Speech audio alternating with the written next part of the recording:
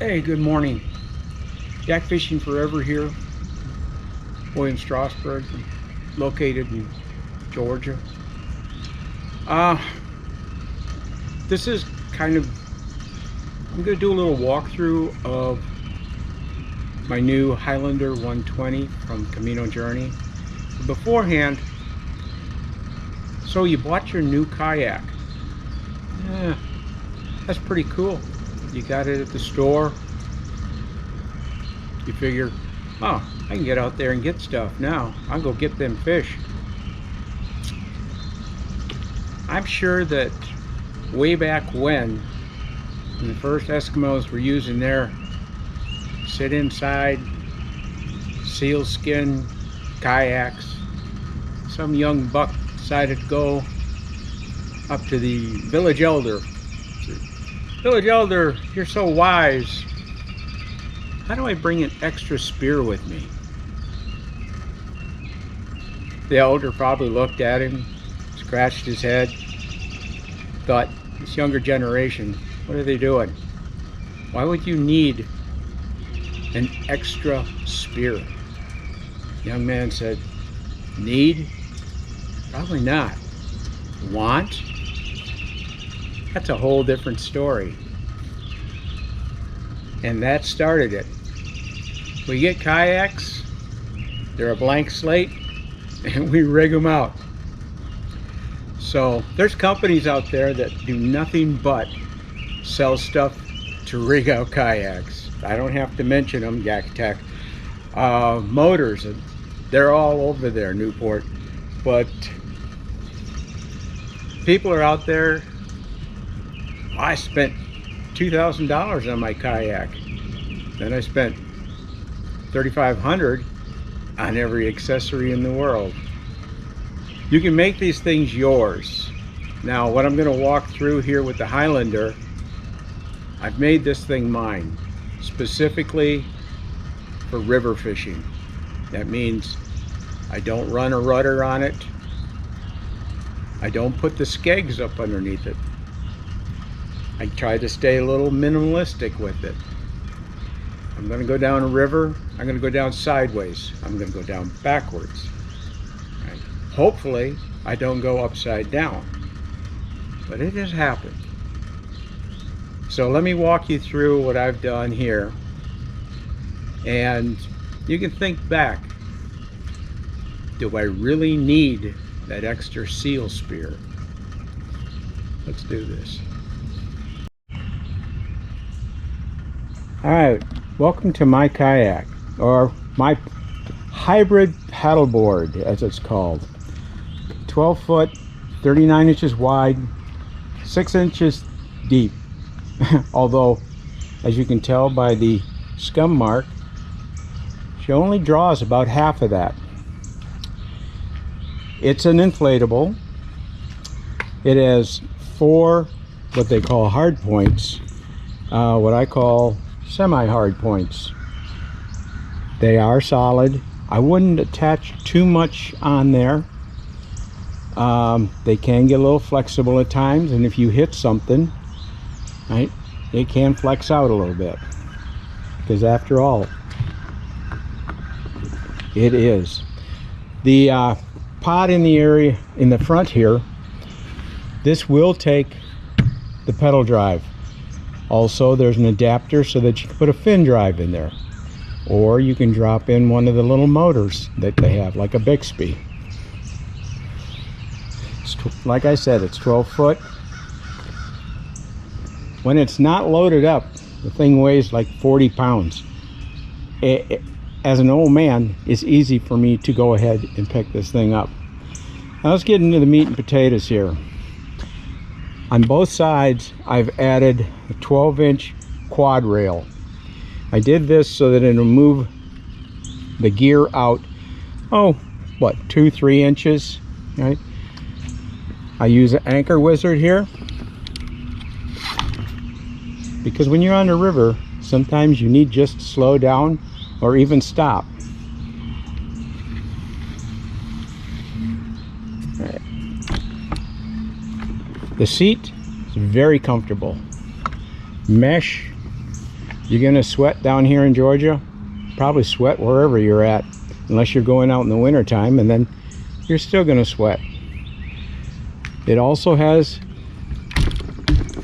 the perch on top, the horizon perch.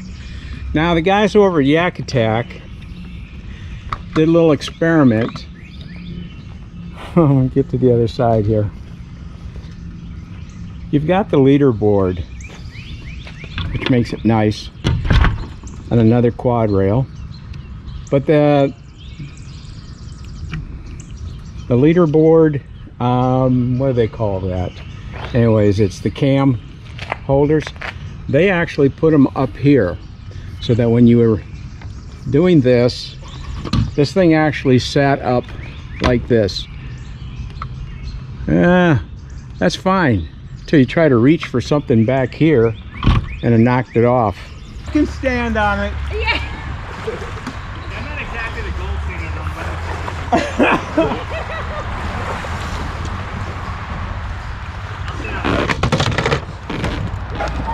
Yeah, I can see right now. I can see right now this is going to be an issue. There's some stuff on the video for that. But you sit up here, it definitely gives you a better view. Now, I didn't go with the Yak Attack crate. I went with the Railblazer. The reason, let's be honest, it was cheaper. All right, a couple of the other things that I've added. I always like to have some place to put a hook. I went down to Home Depot, picked up a couple magnets, put them up underneath this plate, and now when I'm on the river, I need to drop a hook someplace except over the side. Put it right there or right there. It's not going anywhere while I'm still trying to untangle my line. It will definitely move. It turns on a dime.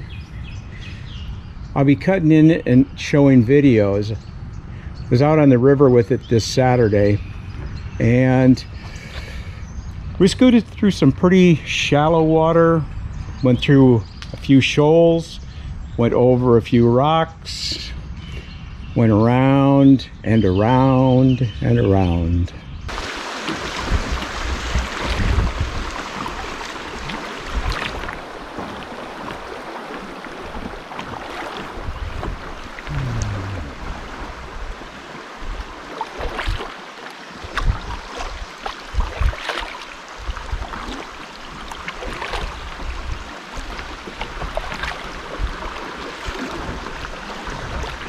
Back.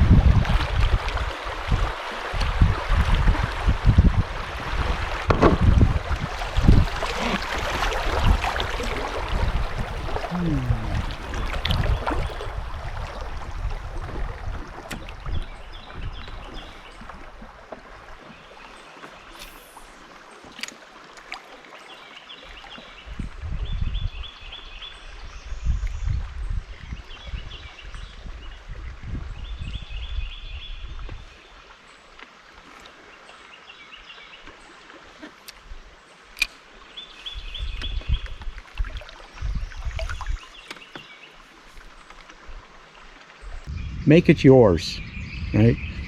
Nobody has to tell you exactly how to rig it. You could always ask. There's 1,000 experts out there. Anyways, it's yak fishing forever.